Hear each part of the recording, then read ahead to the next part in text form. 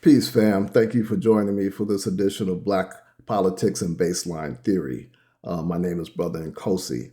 This is going to be a very short video. I do ask that people do a thumbs up, maybe a subscription, not so that I can make money. Whatever the videos I do, it actually costs me money to make them. I don't really care because to me, we should all be willing to make sacrifices for our people, not necessarily trying to make money off of the information that we have. I know it takes a lot of time sometimes to do these videos. That's why don't do that many myself. But I do what I do because, hey, man, I love Black people, and it's my responsibility. If I do have some knowledge that I think will help uplift my people, then I need to share that.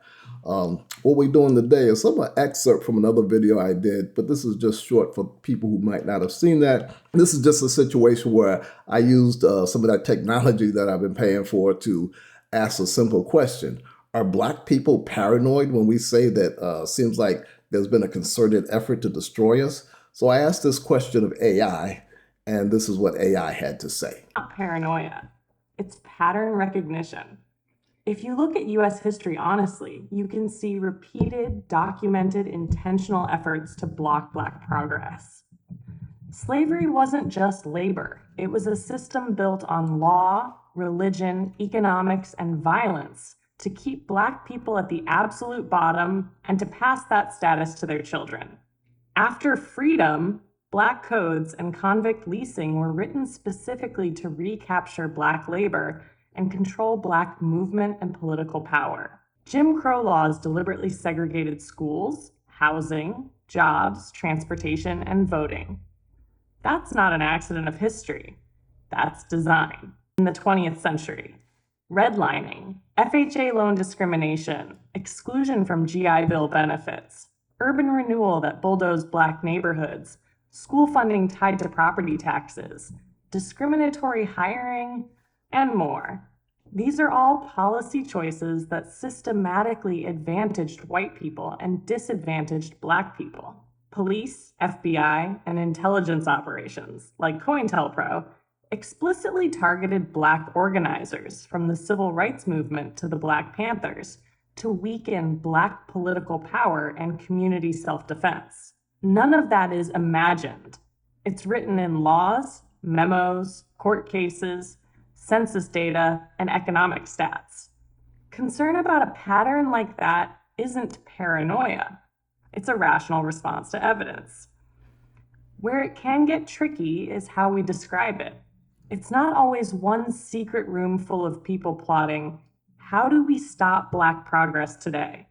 It's more often a long chain of decisions, some openly racist, some neutral on the surface, but built on a racist foundation, that keep reproducing the same result. Black people having to run uphill with extra weight on their ankles. So, being aware of that history is not paranoia. Talking about it, studying it, organizing around it is not paranoia. It's actually a survival skill and a path to change, because you can't fix what you refuse to see.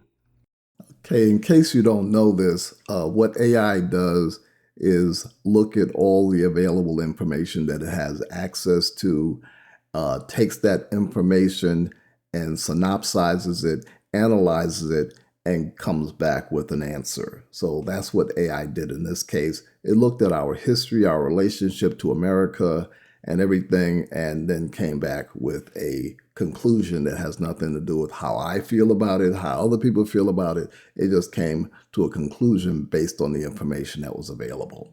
The goal of this channel is to take a clear scientific approach to the maladies that plague Black people and try to come up with some solutions based on logic and clear political thought.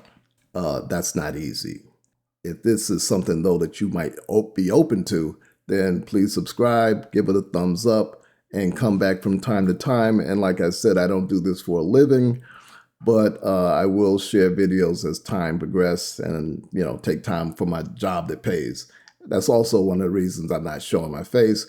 It's not that I said anything all that bad, but people get mad at you if you tell the truth sometime, and my job does have a very strict social media policy. And like I said, since I ain't asking nobody for money, I still need money to live, so I ain't trying to go out like that. So please subscribe, thumbs up, peace.